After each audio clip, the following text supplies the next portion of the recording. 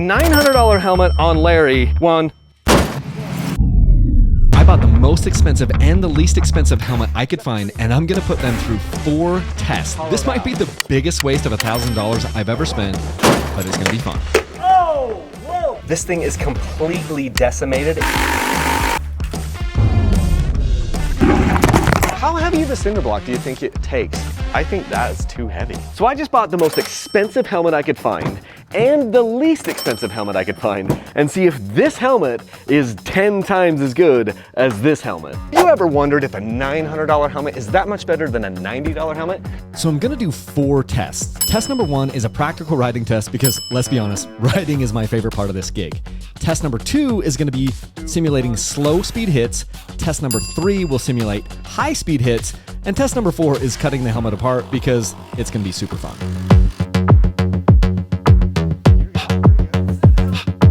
And find out if this is actually 10 times as good for your noggin. Okay, so I've just completed the ride test and I started with the MSR, the very cheap helmet. Now, this helmet, I'll tell you what, when you put this thing on, I haven't used a helmet this cheap since I was like very, very young, and it does not give me a super safe feeling to have this on my head. It doesn't feel like there's enough here. It's super light. Now I want a light helmet. It's not super uncomfortable, and this is a medium. This thing there's not a lot of padding in here. There's not a lot to it. And then the super awesome Bell helmet, $900 helmet. First off, it has like magnetic cheek pieces in here that I'd have to get used to because I'm having a hard time like just putting it on without having those things fall out. But once I get it on and get it situated like that, then it does feel like I feel super secure with this thing on my head, but it's got this great like lightweight, solid like feel to it. I can tell there's a lot more stuff up here happening. This thing does feel safer when it's on my head. Okay, so all that's well and good, but it got me thinking what I really need to do is a crash test. So I had to come up with some ways to simulate a crash. I'm gonna drop a cinder block on these helmets with a mannequin head inside. Say hi to Larry, and we're gonna see if those like styrofoam heads actually live. Home Depot, here we come. How heavy of a cinder block do you think it takes to smash a helmet like this? I feel like, do I need to actually bring the helmet in? I'm gonna bring the helmet into the grocery store. What if I got one of those big flatbed carts? Oh yeah, that sounds good. Of all the places that I've been actually recognized, Home Depot is #1. So if we get out of here, now we need to make a decision. I think that's too heavy. 64 pounds or something. I didn't know this was gonna be so hard to choose. I thought I would just get here, it would be very clear to me, and now I'm like second guessing. Ooh, pavers, we could do a paver. Executive decision. We're going with these pavers right here.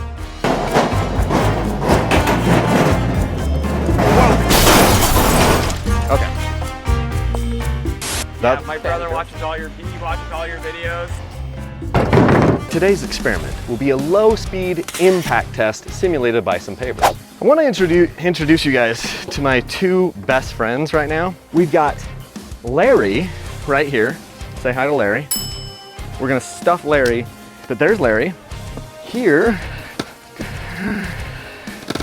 goodness, here's Curly, which technically makes me Mo if I've got Larry and Curly, right? Was Mo the bald one? Let's not like bring out all the bald jokes, okay? Here are 2 crash test dummies for the low speed impact test that's gonna be simulated by those pavers right there. The test has arrived. Drop test, cinder block versus, is this Larry? Cinder block versus Larry, $900 helmet on Larry. Here we go, in 3, 2, 1.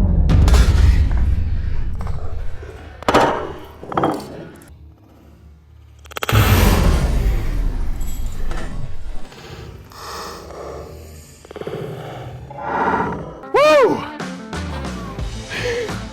Let's see what happened to Larry's head. Like, Larry, oh, there's a little bit of a fracture. Little bit of a fracture right here. It'll be interesting to see on the slow-mo. Dude, Larry is fine. How you doing, Larry? Like, I can see no damage to Larry's cranium. So that's actually a pretty good sign. That is not a helmet I would use anymore. Now it's Curly's turn. And Curly, I'm really sorry because your helmet is 1/10 of the cost as what Larry was able. Slow speed drop test in 3, 2, 1.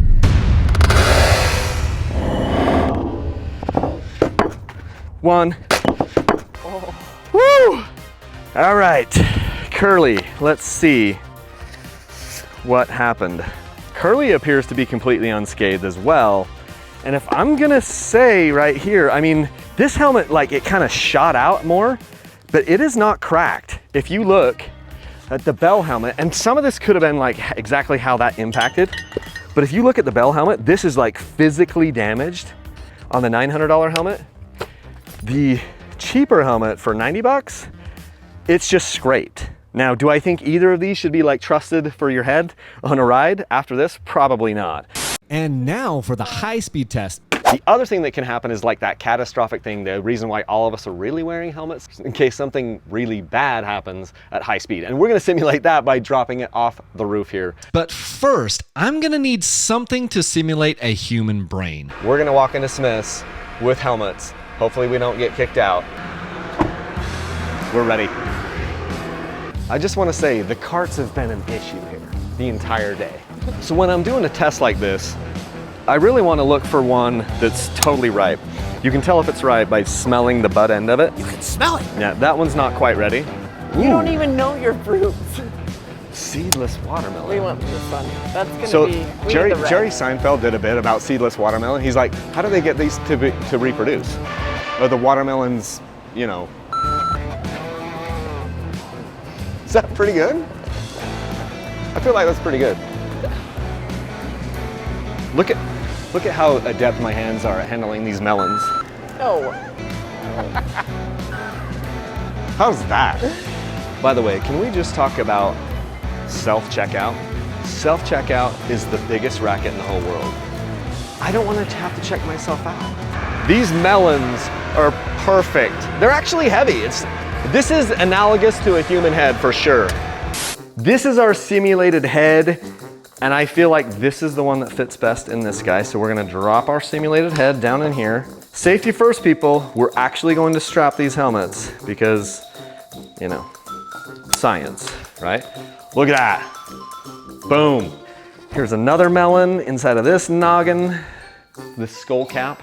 The people who hate motorcycles, they have a term for helmets or whatever, like a derogatory term. Skull, like brain bucket, that's what it is. Okay, we got our brain buckets ready.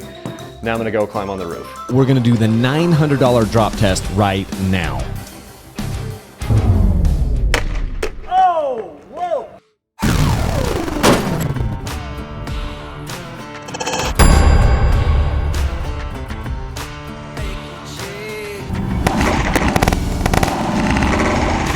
Oh, whoa.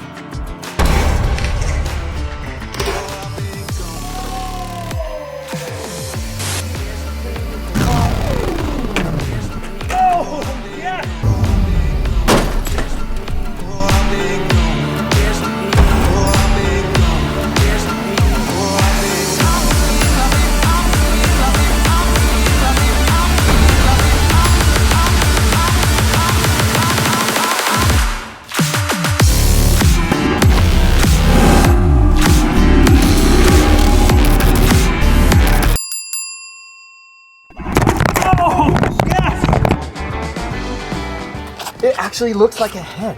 It looks like an alien lizard head. Look at that. You got eyeballs here. Let's see if we can. Oh gosh. This is what your face and cranium looks like from a $900 helmet. Oh. That's actually pretty refreshing. What has happened inside of the $90 helmet? By the way, is this like the most interesting thing you've seen on YouTube today? Because if it's not, I ask you, whose videos are you watching? Oh my goodness. So this is like completely decimated. This guy, I feel like this guy has experienced more trauma just based off of his structural integrity. So if I had to declare a winner here, and I know this is subjective, the melon inside of the $900 helmet, this is more or less still intact. I did actually just peel this off, but I have to tell you, the structural integrity is not great. And if I'm gonna declare a winner, I'm gonna have to go with a $900 helmet on this drop test. And for my last trick, the part where I cut these helmets apart with a Sawzall. I know some of you have been hanging around just for this. But before I do that, I need to point something out about this $900 helmet here. This is actually really cool. This helmet has like an additional insert here that I'm just basically, I'm not looking at the instructions. I'm sure there's like a way to pop that out, but the helmet's toast anyway. You wouldn't normally do this, but that guy inside of here, well, and this is MIPS, but that's freaking cool. You do not get that in the $90 helmet. I want that to save my brain. Man, in the 2 days of testing, I learned a lot about these helmets, and even cutting them apart, I noticed a ton of little things. Like on the Bell helmet, they chose a little bit more of a narrow, skinny, like outer shell here, even though I think it's carbon fiber, so I'm sure it's very strong.